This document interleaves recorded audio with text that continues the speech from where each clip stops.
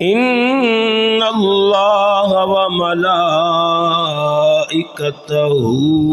يصلون على النبي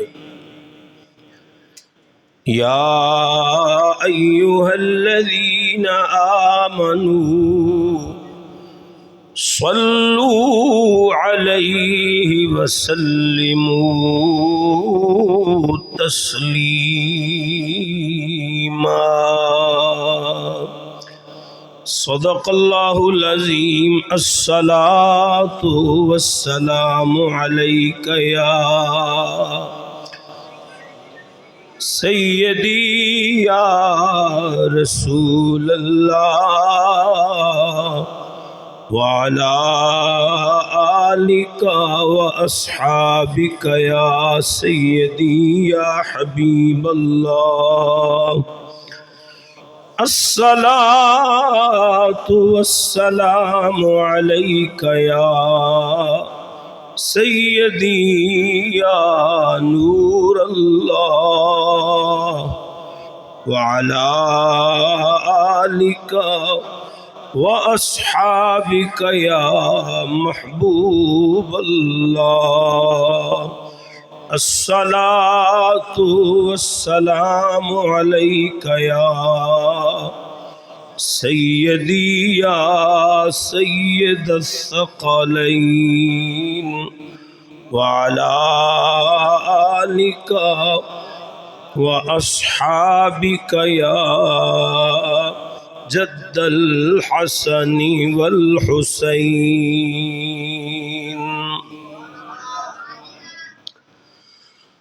اللہ اللہ شاہ کونین جلالت تیری اللہ اللہ شاہ کونین جلالت تیری فرش کیا عرش پہ جاری ہے حکومت تیری فرش کیا عرش پہ جاری ہے حکومت تیری اور تیرے انداز یہ کہتے ہیں کہ خالق کو تیرے سب حسینوں میں پسند آئی ہے صورت تیری سب حسینوں میں پسند آئی ہے صورت تیری اور دیکھنے والے کہا کرتے ہیں اللہ اللہ کہ یاد آتا ہے خدا دیکھ کے صورت تیری یاد آتا ہے خدا دیکھ کے صورت تیری اور مجمع حشر میں گھبرائی ہوئی پھرتی ہے مجمع حشر میں گھبرائی ہوئی پھرتی ہے ڈھونڈنے نکلی ہے مجرم کو شفاعت تیری ڈھونڈنے نکلی ہے مجرم کو شفاعت تیری اللہ اللہ شاہ کونین جلالت تیری فرش کیا عرش پہ جاری ہے حکومت تیری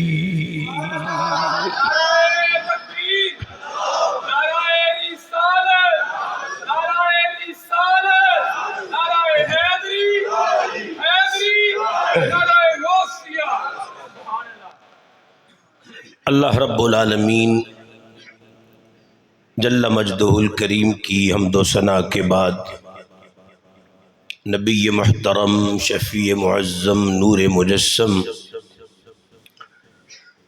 فخر آدم و بنی آدم مولائے کل ختم الرسل ہادی سبل امام الانبیاء قائد الانبیاء اشرف الانبیاء حبیب کبریا احمد مجتبی جناب محمد مصطفیٰ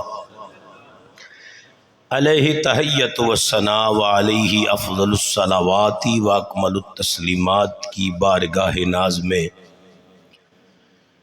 عقیدتوں محبتوں کے تحفے نذرانے اور خراج پیش کرنے کے بعد اللہ رب العالمین جل مجدہ الکریم کا فضل و احسان ہے کہ مالک نے مجھے اور آپ کو جمعۃ المبارک کا روز سعید بصحت و سلامتی ایک بار پھر عطا فرمایا۔ ہمارا سلسلہ وار گفتگو کا جو سلسلہ ہے سیرت النبی کے خوبصورت عنوان پر جاری و ساری ہے۔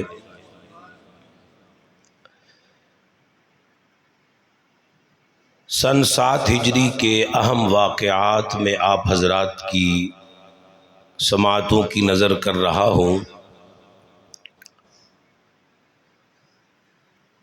جہاں سن 7 ہجری کے اور اہم واقعات ہیں وہاں سن 7 ہجری میں ایک بڑا غزوہ ہوا جسے غزوہ خیبر کہتے ہیں۔ خیبر وہ جگہ ہے جہاں یہودی آباد تھے اور اسلام اور بانی اسلام کے خلاف ہر وقت یہاں پر سازشیں ہوتی تھیں اور مسلمانوں کو نقصان پہنچانے کی مختلف تدابیر سوچی جاتی تھی۔ یعنی اسلام کے خلاف خیبر ایک فتنوں کا گڑھ بن چکا تھا۔ میں نے آپ کو اس سلسلے کی آخری گفتگو میں بتایا تھا کہ نبی کریم رؤوف الرحیم علیہ الصلاۃ والتسلیم نے کس شان سے خیبر کو فتح فرمایا۔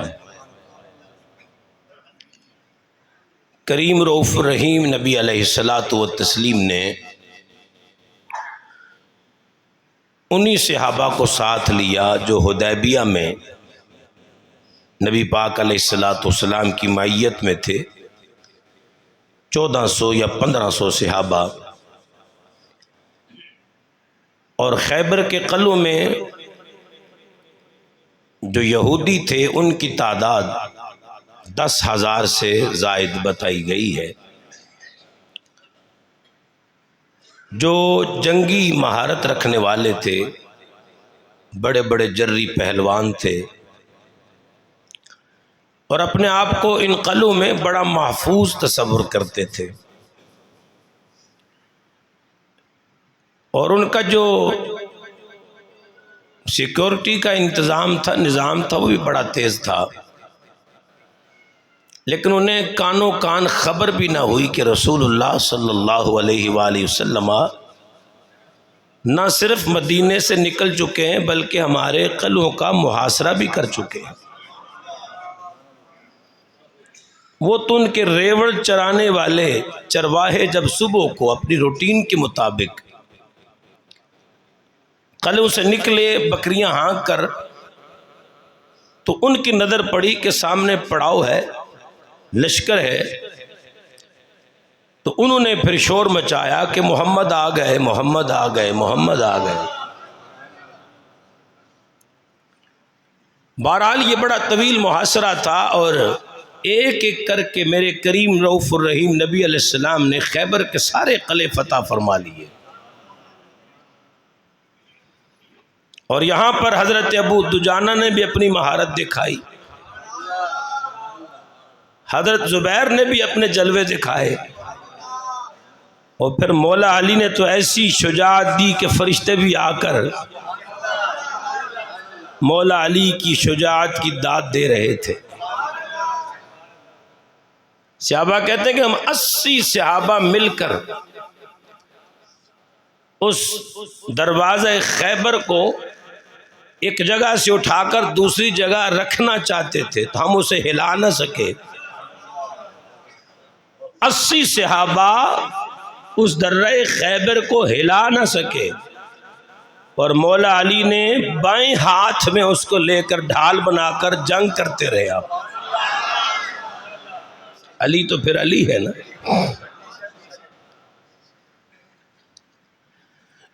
اس شان سے خیبر فتح ہوا، اور یہ بھی آپ نے سنا کہ حی ابن اخطب کی جو بیٹی تھی سردار کی، یہودیوں کی سردار کی بیٹی، میرے کریم نبی علیہ السلام نے انہیں یہ شرف بخشا کہ حضور نے انہیں اپنی زوجیت میں لیا اور قیامت تک آنے والے مومنین اور مومنات کی ماں بنا دیا۔ حضرت صفیہ بنت حی۔ اور اسی خیبر کے فتح کے بعد رسول اللہ صلی اللہ علیہ وآلہ وسلم جب مدینہ منورہ کی طرف واپس ہوئے تو ابھی مدینہ کی طرف روانگی نہیں ہوئی تھی کہ حبشہ کے مہاجرین کا ایک قافلہ آن پہنچا، جس میں میرے کریم رؤوف الرحیم نبی علیہ السلام کے بھائی حضرت عبداللہ بن جعفر یہ بھی آئے۔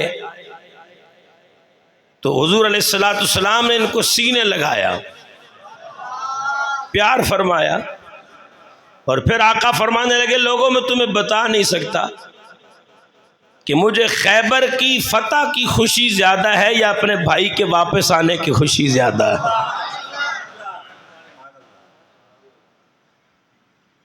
پھر قبیلہ دوس کے لوگ بھی آئے جن میں حضرت ابو ہریرہ بھی تھے، قبیلہ اشعری کے لوگ بھی آئے، اشعر قبیلہ کے لوگ جن میں حضرت ابو موسیٰ اشعری بھی تھے۔ یہ آئے اگلے دن ہیں، اور ان کے آنے سے ایک دن پہلے میرے نبی نے صحابہ کو خبر دی کہ صحابہ کل کچھ لوگ آنے والے ہیں کہ ان کے دل تم سے زیادہ اسلام کے لیے نرم ہیں، یہ جہاد کر کے بیٹھے، خیبر فتح کر کے بیٹھے، جان کی بازی لگا کے بیٹھے۔ حضور کیا فرما رہے ہیں؟ تمہارے دل میں ایمان اسلام بہت پختہ ہے، بڑا مرتبہ ہے تمہارے دل میں دین ایمان اسلام کا، لیکن سنو جو اب کل آنے والے لوگ ہیں نا، ان کے دل تم سے زیادہ اسلام کے لیے نرم ہیں۔ اب صحابہ انتظار میں تھے کہ بھئی کون آنے والا ہے، تو جناب حضرت ابو موسیٰ اشعری رضی اللہ تعالیٰ عنہ اپنے ساتھ تقریباً 30 یا کم و بیش کچھ صحابہ کو لے کر یہ پورا قافلہ حضور کی بارگاہ میں حاضر ہوا۔ یہ بڑے بڑے خوبصورت واقعات پیش آئے۔ غزوہ خیبر سے جب آقا مدینے کی طرف واپس ہونے لگے تو چڑھائی سے جب حضور اتر رہے تھے تو نبی پاک علیہ السلام نے صحابہ کو تلقین فرمائی، فرمایا کہ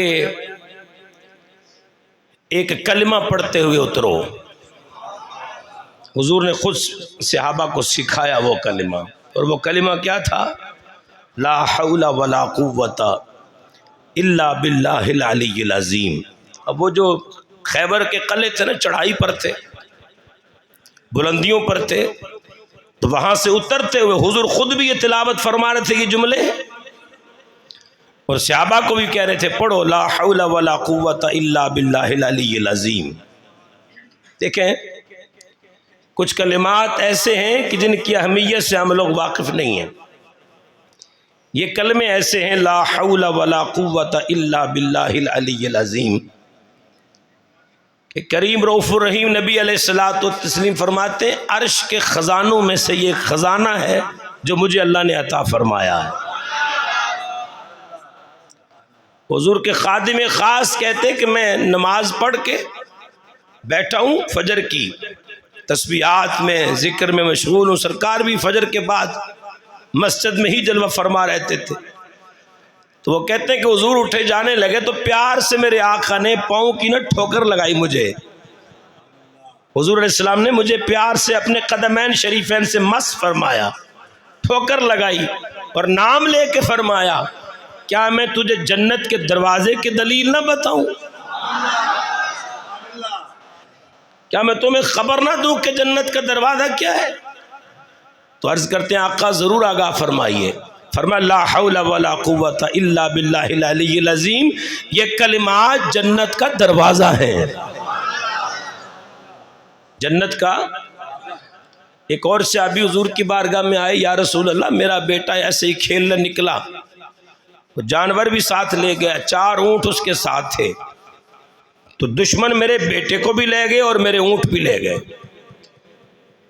اور مشکل پڑی سر پہ، تو حضور کی بارگاہ میں آئے، جانتے تھے نبی مشکل کشا ہوتے ہیں، حضور کی بارگاہ میں عرضی پیش کریں گے تو کوئی نہ کوئی معاملہ حل ہو ہی جائے گا۔ میرے کریم نبی علیہ السلام نے فرمایا پڑھو لا حول ولا قوت الا باللہ العلی العظیم۔ مشکل کیسی اور وظیفہ کیسا؟ حضور بیٹا لے گئے ہیں مشرک، اور 4 اونٹ بھی لے گئے، چلو حضور مال کی خیر ہے بیٹا واپس آ جائے۔ میرے نبی نے نسخہ بتایا، فرمایا لا حول ولا قوت الا باللہ، کثرت سے پڑھو۔ انہوں نے خود بھی پڑھنا شروع کیا، گھر آئے بیوی کو بھی کہا تو بھی پڑھ۔ اللہ اکبر کبیرہ۔ 1-2 دن گزرے، رات کا وقت ہے، آپ فرماتے ہیں ان کا نام حضرت عوف ہے، کہتے رات کے وقت دروازے پر دستک ہوئی، میں نے دروازہ کھولا، خوشی کی انتہا نہ رہی، میرا بیٹا میرے سامنے کھڑا تھا، بیٹا سامنے کھڑا ہے، بچھڑے ہوئے باپ سے بیٹا ملے اور بچھڑے ہوئے بیٹے سے باپ ملے تو کیا لمحہ ہوتا ہے، کیا احساسات ہوتے ہیں۔ کہتا ہے میں نے بغل گیر کیا، پیار کیا، محبت فرمائی، میں نے کہا بیٹے کیسے آئے ہو؟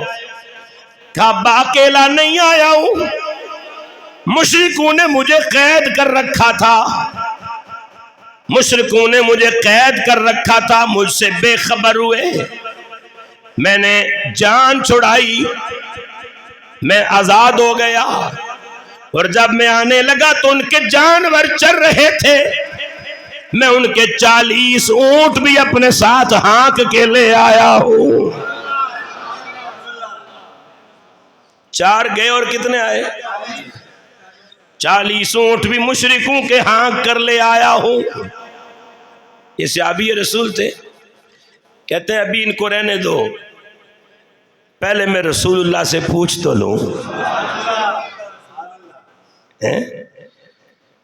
کیا انداز ہے صحابہ کا، صاحب شریعت سے پوچھ پوچھ کے قدم اٹھایا کرتے تھے، ان کی تو سانسیں بھی حضور کی اجازت سے چلتی تھیں۔ بارگاہ نبوت میں حاضر ہو کے عرض کرتے ہیں یا رسول اللہ صلی اللہ علیہ وسلم، آپ نے جو نسخہ عطا فرمایا میں نے اس پہ عمل کیا. اب یہ صرف ان کو نسخہ نہیں دیا گیا، بظاہر وہ ہیں لیکن در حقیقت باطن قیامت تک آنے والے ہر امتی کو میرے نبی نے یہ نسخہ عطا فرما دیا ہے، یہ وظیفہ دے دیا. کوئی مشکل آن پڑے تو پڑھا کرو لا حول ولا قوت الا باللہ. حضور میں نے عمل کیا، آقا میں نے کثرت سے پڑھا، میرے رب نے کرم فرما دیا، بیٹا واپس آ گیا.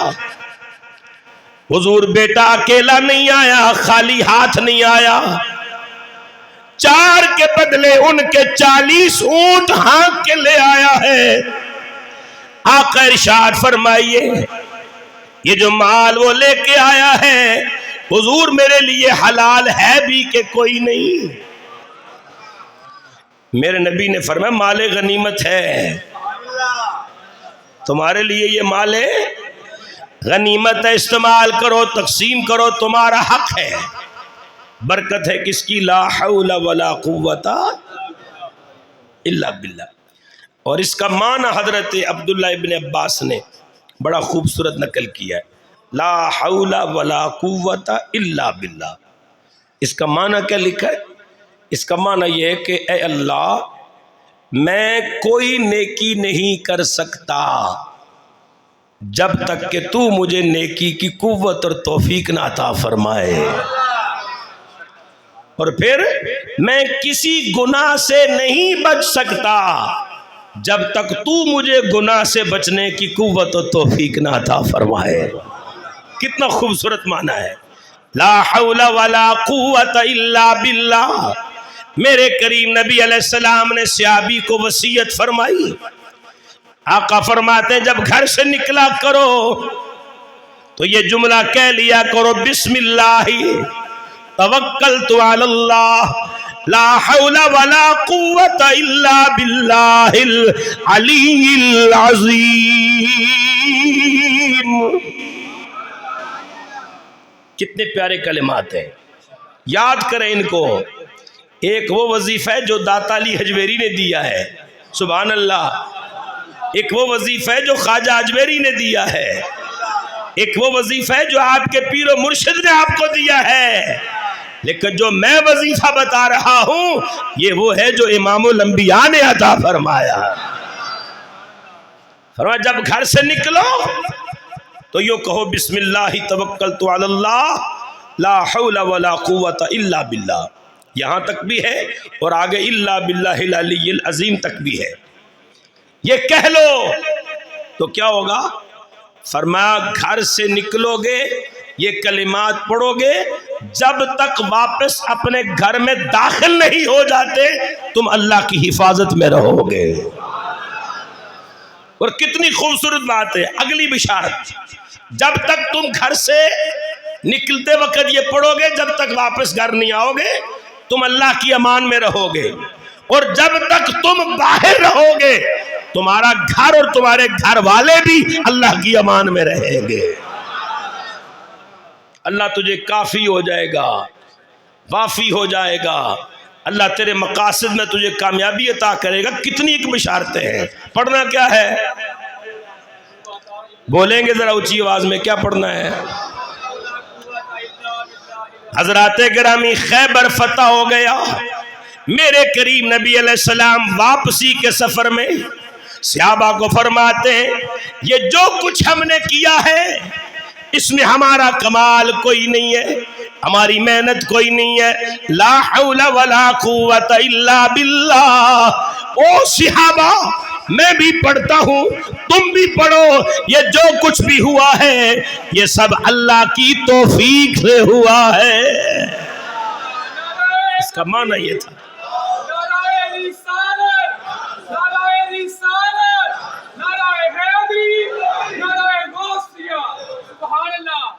اچھا، مسلسل سفر اور مسلسل شبداریاں، صحابہ کا مسلسل جہاد، محاصرہ، دن رات جنگ، تو کچھ تھکاوٹ سی محسوس ہوئی. میرے کریم نبی علیہ السلام نے غلاموں پر یہ آثار دیکھے نا کہ میرے یہ غلام تھکے تھکے ہیں، فرمایا چلو تھوڑی دیر آرام کر لیتے ہیں، آرام کر لیتے ہیں، سب آرام کریں، سب صحابہ سو جائیں، آرام کریں، لیکن ہاں کوئی ایک جاگتا رہے، کوئی ایک جاگتا رہے جو ہم سب کو فجر کی نماز کے لیے اٹھائے، کوئی ایک جاگتا رہے جو ڈیوٹی کرے، پہرہ داری کرے۔ کون کرے گا؟ حضرت بلال اٹھ کر کھڑے ہو گیا، عرض کرتے ہیں یا رسول اللہ بلال کس لیے گئے؟ آقا میں جاگتا رہوں گا، میں ڈیوٹی کروں گا، میں پہرا دوں گا۔ کریم رؤوف الرحیم نبی علیہ السلام بھی آرام فرماؤ گئے، صحابہ بھی آرام فرماؤ گئے، بلال جاگ رہے ہیں۔ حضرت بلال کہتے ہیں میں نے دیکھا کام کوئی نہیں، خطرہ کوئی نہیں، میں مصلی بچھا کے نفل پڑھنے لگ گیا۔ آپ پہنچ جاگ کے کی کرنا، چلو اللہ اللہ ہی کریے۔ نفل پڑھتے پڑھتے رات بیت گئی، پچھلا پہر آ گیا۔ حضرت بلال کہتے کہ لوگوں میں سواری اپنے اونٹ کے ساتھ ٹیک لگا کے کھڑا تھا، نیند کا غلبہ آ گیا، بلال بھی سو گئے، بلال بھی سو گئے، بلکہ میں کہوں گا کہ رب نے سلا دیا، بلال بھی سو گئے، آمنہ کے لال بھی آرام فرما، سارا لشکر سو رہا ہے۔ میرے کریم نبی علیہ السلام کے غلاموں، اب سب سے پہلے آمنہ کے لال کی آنکھ مبارک کھلی، میرے آقا بیدار ہوئے، لیکن میرے نبی کو کس نے بیدار کیا؟ سورج نے بیدار کیا۔ سورج طلوع ہوا، سورج کی گرمی محسوس ہوئی، حضور کی آنکھ کھلی، او بلال تو نے کیا کر دیا؟ سب کی نماز فجر قضا ہو گئی، امام الانبیاء علیہ تحیت و ثنا کی نماز فجر بھی قضا ہو گئی۔ اب حضرت بلال پاک رضی اللہ تعالی، بھائی سب کو تو جو جھٹکا لگا ہی تھا، لیکن حضرت بلال کو بہت زیادہ تکلیف ہوئی، بہت رنج ہوا کہ میری ذمہ داری تھی یہ کیا ہو گیا؟ تھوڑی دیر میں پیغام آ گیا، بلال تجھے آقا بلا رہے ہیں۔ آگے ڈرے ہوئے تھے کہ مجھ سے بڑی غفلت ہو گئی ہے، تو لگتا ہے کوئی میرے سرزنش ہونے والی ہے۔ اللہ اکبر کبیرہ، لیکن صدقے جاؤں میرے کریم نبی علیہ السلام کے، آپ کے عالی اخلاق پہ قربان جائیں، میرے کریم نبی علیہ السلام نے بلال کو بلایا، سامنے بلال حاضر ہوئے، آقا نے فرمایا بلال تم نے یہ کیا کیا؟ یہ تم نے ہمارے ساتھ کیا کیا؟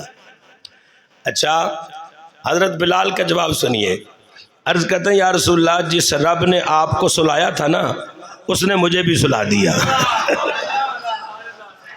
جس رب نے آپ کو سلایا تھا اس نے مجھے بھی سلا دیا، حضور نیند کا غلبہ آ گیا، میں سو گیا۔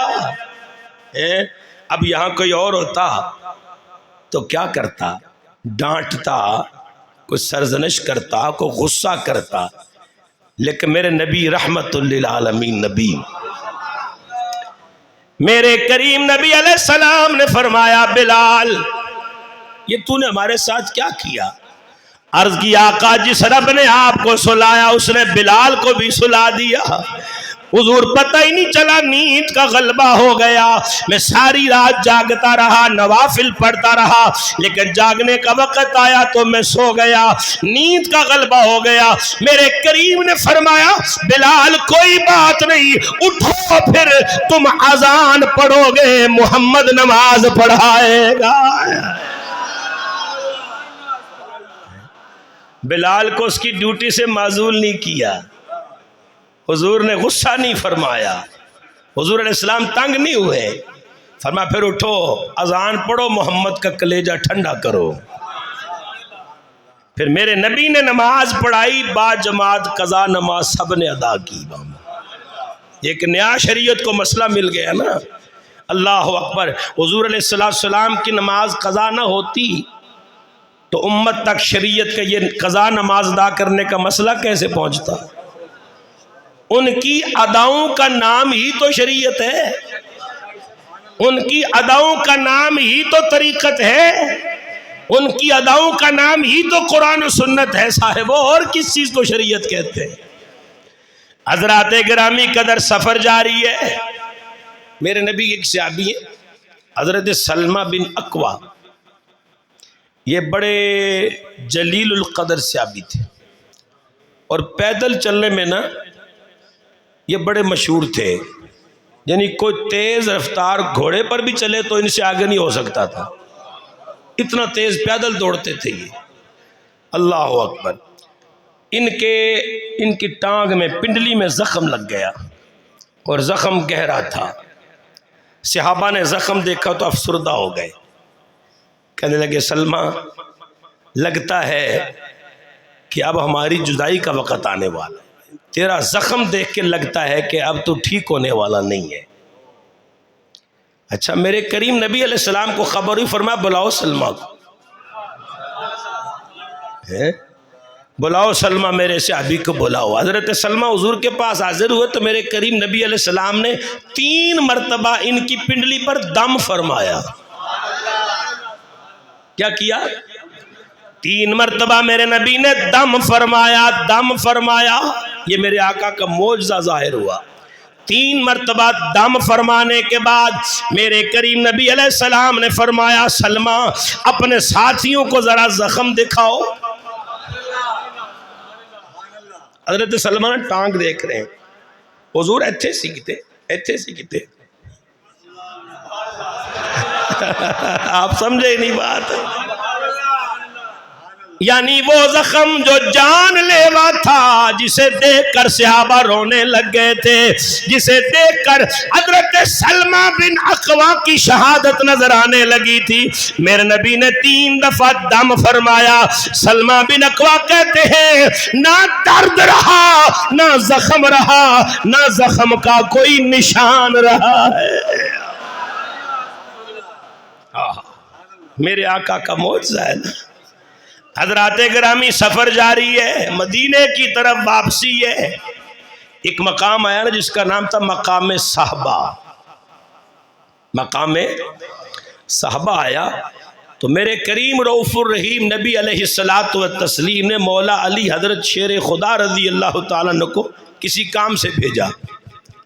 آپ کسی کام سے گئے ہوئے تھے تو سرکار نے عصر کی نماز ادا کر لی، مولا علی کام سے واپس آئے تو کریم رؤوف الرحیم نبی علیہ السلام کی طبیعت شریفہ میں یہ ہوا کہ میں تھوڑا آرام کر لوں، تو فرمایا علی میرا کچھ آرام کا موڈ بن رہا ہے۔ حضرت علی پاک نے گود بچھا دی، آقا میری گودی حاضر ہے۔ سرکار نے علی پاک کی گود میں سر انور رکھا، اور یہ میں آپ کو پہلے بتا دوں کہ لکھا کہاں ہے، امام طحاوی نے اس کو لکھا ہے اور اس حدیث کو صحیح ثابت کیا ہے، اور امام جلال الدین السیوطی نے اس کو صحیح ثابت کیا ہے، جس بابے نے 75 مرتبہ رسول اللہ کی جاگتے ہوئے زیارت کی ہے۔ بڑے بڑے محدثین نے اس روایت کو نقل کیا ہے، تو ان محدثین نے اگر اس کو صحیح لکھا ہے تو آج دا کوئی چھوکرا اٹھ کے آکھے کہ امام طحاوی نے صحیح نہیں لکھا، میں کہ تو بڑا امام ہے کہ امام طحاوی بڑا امام ہے۔ اور دوسری بات یہ ہے کہ جہاں جلال الدین سیوطی کی نظر گئی ہے کہ تیری نظر آج کے مولوی کی نظر جلال الدین سیوطی کی نظر سے آگے چلی گئی یار۔ حضرات گرامی قدر ان لوگوں کو نہ دیکھنا چاہیے نہ سننا چاہیے جو شان رسالت کو گھٹانے کی کوشش کرے۔ میرے کریم رؤوف الرحیم نبی علیہ السلام کا معجزہ ہے، سرکار نے مولا علی کی گود میں سر رکھا، گویا یوں کہو کہ علی کی معراج ہونے لگی ہے،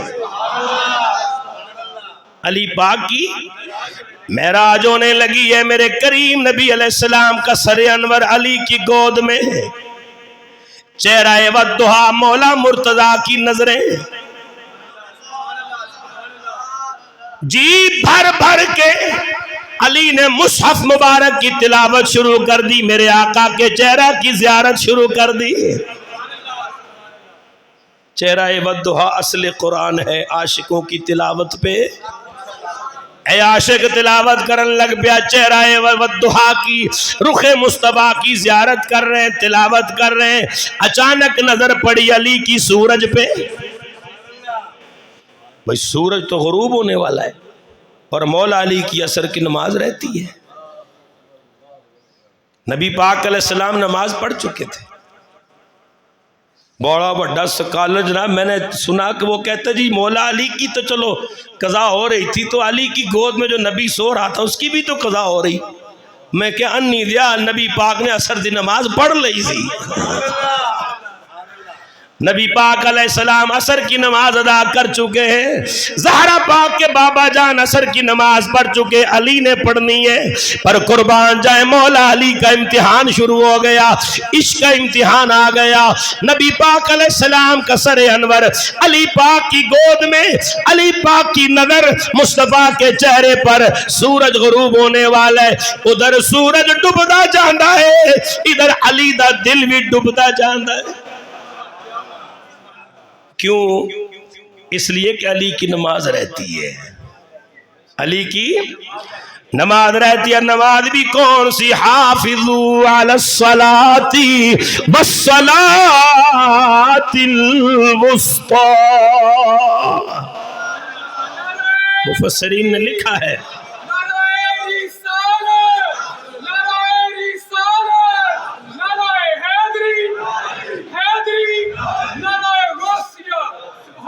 مفسرین نے لکھا ہے کہ یہاں صلاۃ وسطیٰ سے مراد عصر کی نماز ہے، اور تیری میری عصر نہیں، علی کی عصر۔ حضرت علی کو نماز سے بڑی محبت تھی، بڑی ہی محبت تھی، بڑی محبت تھی۔ یقین کیجیے جنگ صفین ہے، گھمسان کرانا پڑا ہوا ہے، تلواریں چمک رہی ہیں، لاشیں گر رہی ہیں، یعنی یوں کہہ لیجئے کہ ہلا گلا ہے، گھمسان کا رن ہے۔ اللہ اکبر۔ اس وقت مولا علی اپنے ایک ساتھی سے کہنے لگے بھئی دیکھو زوال آ گیا کہ نہیں؟